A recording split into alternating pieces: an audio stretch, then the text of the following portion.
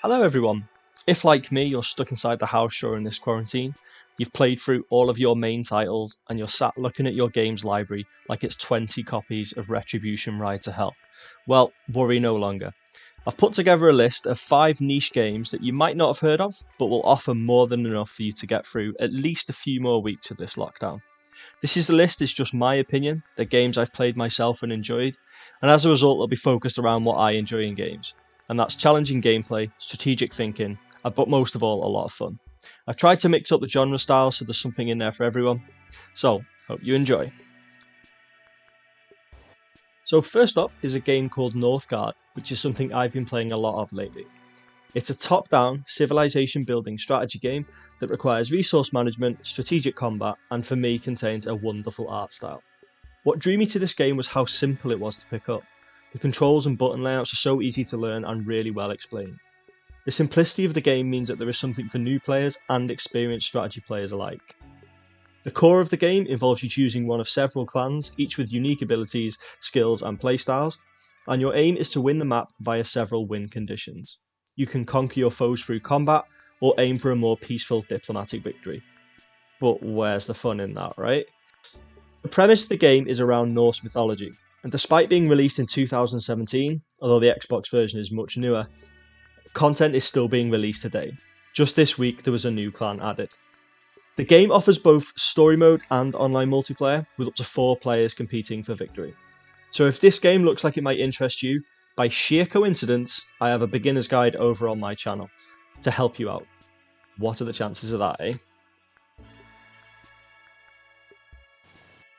Next up on this list is something a little bit different to the others. Probably the most well known of the titles on this list, Wreckfest is a driving game set in the world of banger racing and destruction derbies. If like me, you have fond memories of playing those titles on the PlayStation 1 and 2, well, here is your chance to reminisce. Like those early PlayStation 1 games, it's an arcade-style racer with multiple game modes and quite impressively over 30 vehicles, including some interesting ones, like the sofa car, the combine harvester, and even a lawnmower. The online multiplayer is where I found to have the most fun though. Oddly, people seem to get really angry when they get crashed into on a game based around crashing into people. I recommend taking the school bus into an online race. It's no word of a lie that I had tears in my eyes playing those first few online games. Seeing people who had spent hours earning the top cars fully customised and had queued for 5 minutes to get into a lobby, only to rage quit when my school bus came flying in and crashed into them in the first corner, was a great piece of schadenfreude. I hope that's pronounced correctly. You might not win by being the fastest, but hey, at least I was still going at the end. There's a level-based customization and upgrade feature on the cars, and more than enough career races to get you by. There's also, as I've said, a pretty solid multiplayer too. The game doesn't take itself too seriously, and you shouldn't either. Just play it and have fun. My third game on this list is something called Battle Chasers, a real little gem of a game that can be found on the Game Pass on Xbox.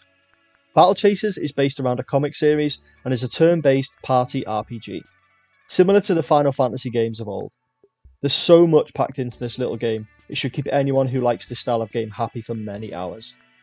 The game involves a customizable 3-man, class-based party, each with a unique set of skills to help you on your adventure. There are 6 characters to choose from in total, and the usual stick here applies: healer, tank, mage, etc, etc. But it goes a lot deeper than that. There is crafting, looting, fishing, and even bounties that you complete throughout your adventure. It also has a brilliant perk-based leveling system that allows you to chop and change your abilities between fights to suit your needs. The combat is simple yet brutally challenging at times. The boss fights are no pushover. One sewer boss in particular took me over 10 attempts to get right. I had to do my research and kill enough of his minions to understand his weaknesses. It requires strategy and synergy between your party, otherwise you simply won't win. But luckily, if you take the time, you realise that a lot of the abilities in your party can link up. But unlike other turn-based party RPGs, you have to think about this one. The game also has a dungeon exploring mechanic to it, where you can freely walk around and solve puzzles, avoid traps, and also your party gains secondary abilities to further deepen the experience. On top of this, there's also a bestiary to fill up, and even a new game plus to keep you entertained. Definitely worth a look. Next up is an RPG called Wastelands II. I found this game purely by accident, and it turns out the game is a mixture of Fallout's setting, Divinity's RPG and leveling system, and XCOM's combat. 3 of my favourite games. Sounds amazing, right? The premise is you take control of a post-apocalyptic group of rangers who patrol the wastelands trying to keep everyone safe. If you choose to play nice, that is. In reality, it's a party-based RPG with turn-based combat. Like any apocalyptic RPG, you have to loot and scavenge to stay alive, carefully manage your supplies for the road, and consider if it's really worth wasting ammo blowing that raider's face off. I'll be honest, I got lost in the first few hours of this, trying to build the perfect squad, each with their own strengths, and tried to cover all bases. At times, the combat is tough, and death for your squad can mean permadeath.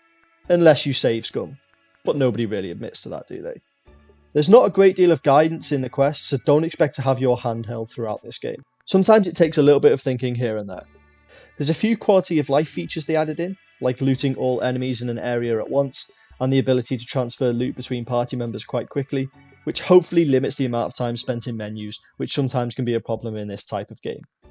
It did really grab me like any good RPG should, although admittedly the dialogue can sometimes be a little bit heavy as it's all text based, and I found the way you traverse the world map a little bit dull. But ignoring those minor issues, any fan of the aforementioned 3 games will absolutely love this. The Director's Cut is currently available on Game Pass, which comes with all of the DLC. There is also a third one of this game being released later in the year, so hopefully this is a perfect way to warm up for it. Finally, we finish with probably the hardest game of the 5, Frostpunk. Set in a post-apocalyptic world where governments ignored warnings about climate change and civilization collapses into chaos, leaving people fighting for their lives. Thankfully that would never happen in real life. Okay, take this as a way to prepare for the future. It's a top-down strategy game that relies heavily on resource management and controlling population and human behaviour. There are no enemies in this game, just the cold, harsh realities of the environment. Hunger, cold, and sickness. Despite this very bleak setting, the game is actually a fantastic strategy game that always keeps you on your toes. The core of the game is about building a civilization that can sustain itself through the harsh winters and not be overthrown by its annoyed population. There is a lot to consider here. Which way to take your technology tree, how to control the population's hope, and how to deal with injured workers. There's a full tech tree and a code of laws that develop as the game progresses. You also get to send scouts out to find other settlements, or whatever bleak realities they may face. There is never a moment to relax in this game, and it constantly feels as though something is minutes away from disaster. The main resource you manage is coal, which controls the heat of your settlement, and running out of it really is the beginning of the end. With both a story and a challenge mode, there's certainly enough to entertain even the most committed of strategy players. This is also available on Game Pass, and as with the others, certainly worth your time. Well, that concludes my list. I hope at least one of these games takes your fancy and you go out there and explore it. These are obviously very difficult times at the moment, with us all having to stay in the house in quarantine, so I hope at least one of these games can help that become a little bit easier for you. I'd also like to say thank you for everyone who watched. This is my first time ever making a YouTube video, so I hope that you've enjoyed it. Any feedback is appreciated, so please leave some in the comments.